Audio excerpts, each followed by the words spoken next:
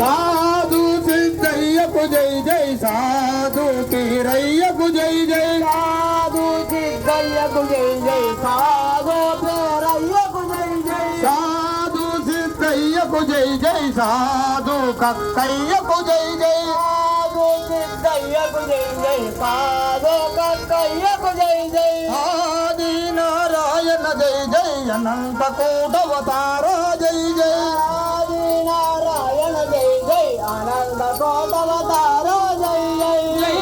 వీర బ్రహ్మము జై గోవింద మామ జై వీర బ్రహ్మ జై గోవింద మామ జై జై వీర బ్రహ్మము జై గోవింద మామ జై వీర బ్రహ్మ జై గోవింద మామ జై జై జై వీర బ్రహ్మము జై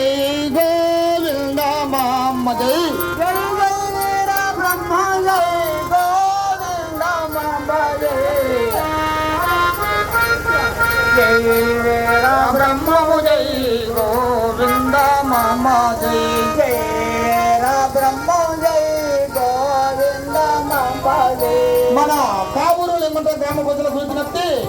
మన కావూరు శాలివాహన ఛానల్లో వేచేసి ఉన్నటువంటి శ్రీ శ్రీ శ్రీ విరాట్ పోతులూరి వీరబ్రహ్మేంద్ర స్వాముల వారి దేవస్థానం దగ్గర నుండి స్వామివారి పాదుకలు స్వామివారి జ్యోతి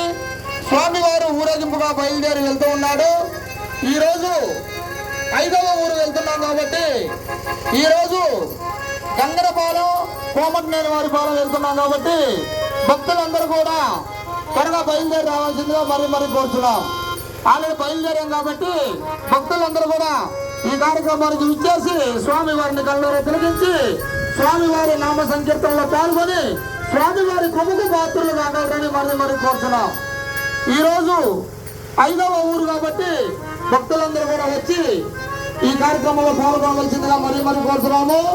జై శ్రీమద్ విరాట్ పోతులూరి వీరబ్రహ్మేంద్ర స్వాముల వారికి మాతా గోవింద మామ్మకు